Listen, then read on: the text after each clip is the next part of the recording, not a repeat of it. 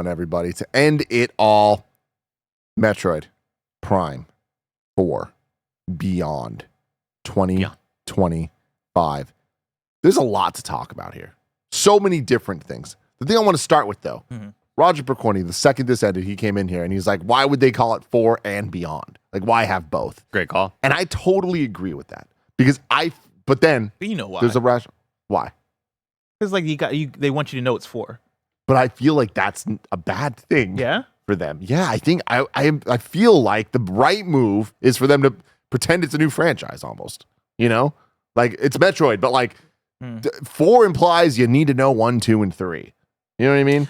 And 1 is already on the remasters on the Switch, but like there's no way to play 2 and 3 unless they announce that later at some point. But I just think that it's a choice that I think is pretty telling of what this game is. But I also think on the complete opposite devil's advocate side that putting the 4 in there as well, while the drawbacks can be, oh shit, people got to know 1 through 3, and people find out about 1 through 3 and go, oh, these games are insanely highly rated. This is going to be on that level as well. And it's a new game. You don't have the old game is old thing anymore, even though Metroid Prime 1 Remaster came out last year or whatever. The main important takeaway I had was when we get that close-up of Samus, I think of the close-up shots of Samus's suit in any of the Dread cutscenes, and you saw the low pixel texture lines whenever there'd be like an inset in the hardware of like her suit or whatever, and like that I didn't see any of that here, and it just looked really good and clean. Like those lines looked great. It didn't look like we were dealing with super low resolution textures. She looked fantastic there. That's what you think. I mean, it looks fantastic. I'm still thinking about the Metroid Prime 1, 2, 3, then 4 thing of, is this do you think, Tim, that it is a thing of you do need to play 1, 2, and 3 to understand fully what's going on in 4? Maybe that is what they're implying. So Cozy Bear writes in and says, Metroid Prime 4. For FYI, the villain in the trailer is Sylux, a rival hunter who was originally teased as this game's villain at the end of Metroid Prime 3 in 2007. This is what I'm saying, where like I'm pretty surprised they're going with like, yeah, this is a sequel. This is a full-on, we're continuing the story and lore of it, which like I get makes sense, but I also just think that with where Nintendo's at, I feel like this is an opportunity for Prime to become a much bigger franchise.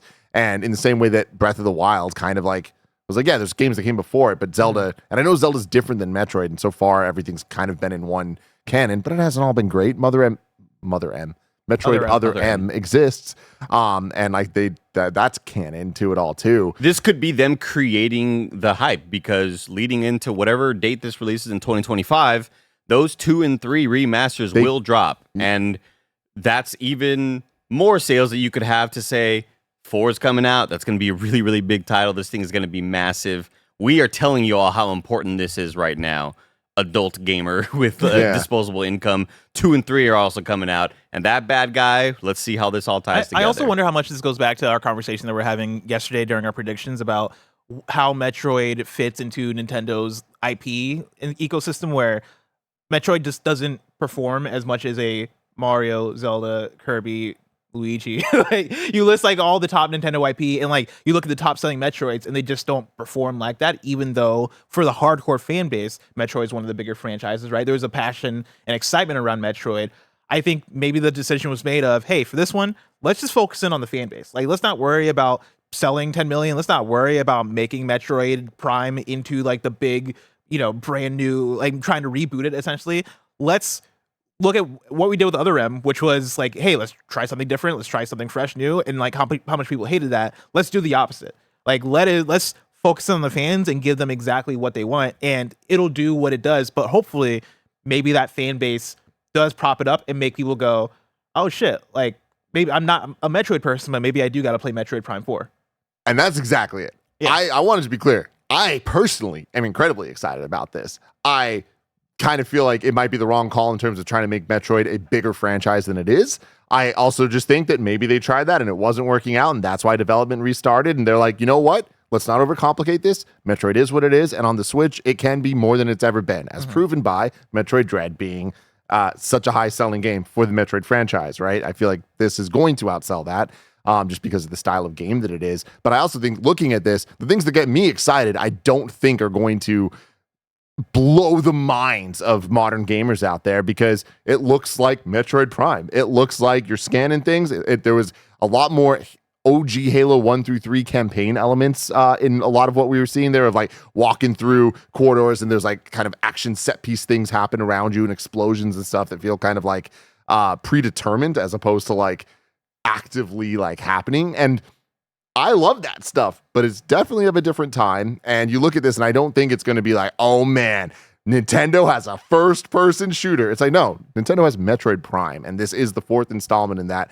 And to me, this is kind of going back to that this is not a launch title for Switch 2. Like, in terms of like the big one, this is definitely I can see it being cross-platform. It being 2025, I'm like, yeah, definitely probably will be around the launch of the Switch. But like, this isn't the one. But could you use this as almost the tech demo game of this is what the Switch can do in fidelity? I know the trailer that we saw doesn't look like the highest fidelity thing, but again, like they're marketing it in this thing for Switch. When we get to Nintendo talking about Switch 2 and they go, hey, this is what Metroid Prime 4 can do on the Switch 2, this is what it looks like. I feel like that could show, at least for a certain type of gamer, that can show really well compared to the other things you're going to have, right? Like Mario, of course, can look graphically really cool, but you can have the cartoony or like the more animated art style and then have a Metroid Prime 4 beside it and go, here are the two sides of the coin of what you can get out of the fidelity of the Switch 2.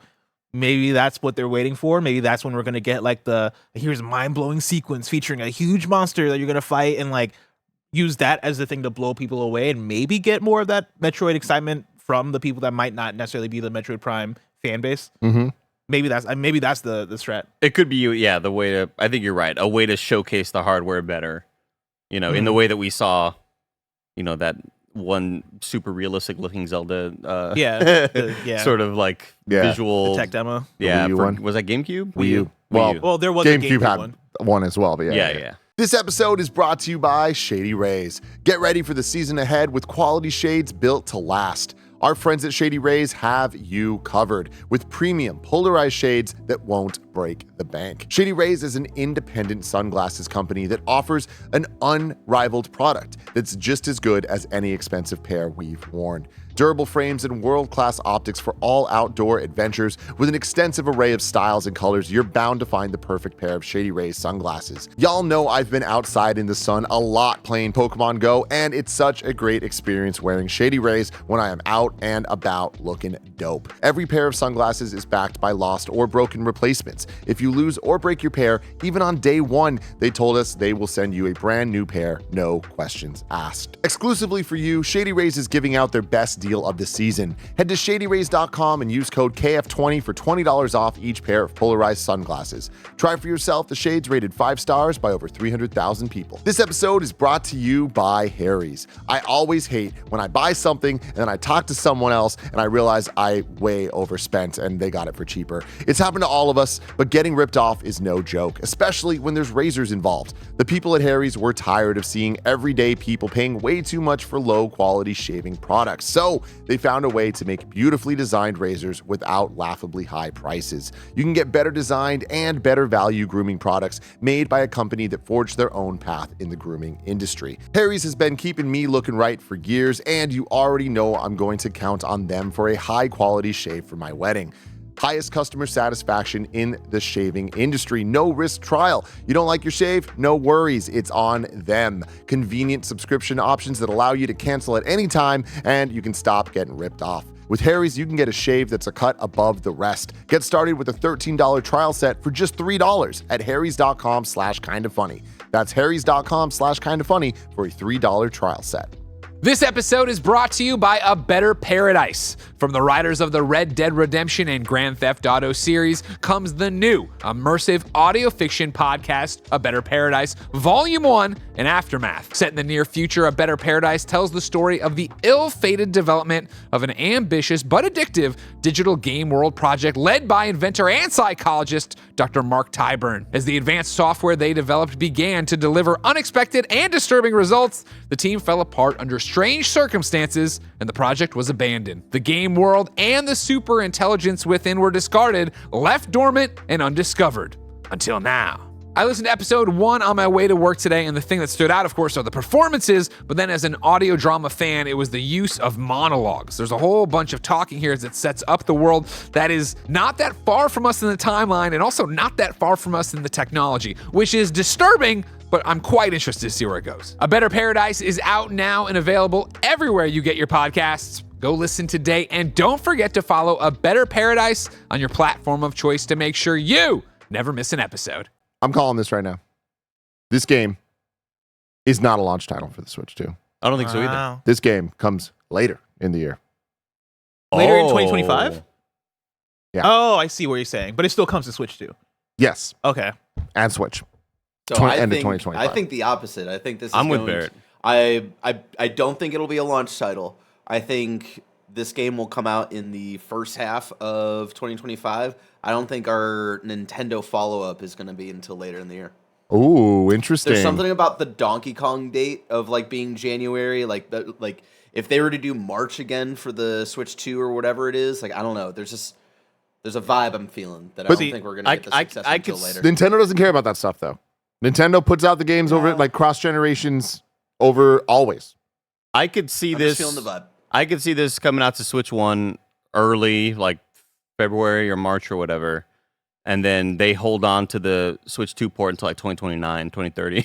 Like, it's around there. They hold on for the Switch Kinda 3. around there. I think It's it's launch window. Like I think I am standing by. I think the Switch 2 comes out spring, let's say March, and that this will come out May, June. Yeah. Yeah, that's what I'm feeling. Okay. I mean, yeah, I just do not think it's going to be a launch title. Like launch day. Yeah. I'm with I you agree. I there. agree with that.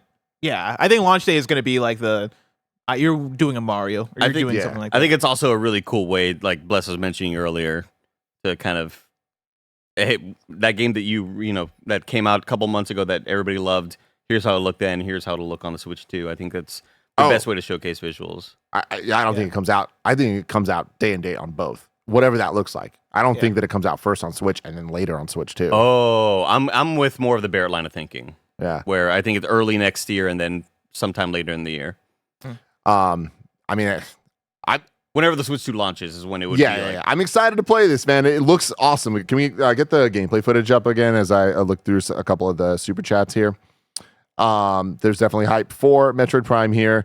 But then there's also people saying, John Fick, I'm not here to yuck anybody's yums, but seeing Metroid Prime gameplay without ever having played one, it looks generic to me. Hopefully once I try it out, I'll see the hype. Bless, you just recently played Metroid Prime for the first time. Yeah, which is interesting because when I look at this gameplay, I'm like, yeah, this looks exactly like Metroid Prime, but maybe like a bit more HD, which I'm down for. That excites me. Like I played it just last year, and I fucking love that game. I think that game holds up 1,000%. And so if I'm getting more of that, I'm fine with it. But I can also understand where they're coming from. It's somebody who might not have touched a Metroid and look at this, and you're like, oh, this looks like just an arcade shooter, or this looks like maybe other first-person shooters I've played. I think that's the thing that comes back to the conversation that we're having about the sellability of Metroid.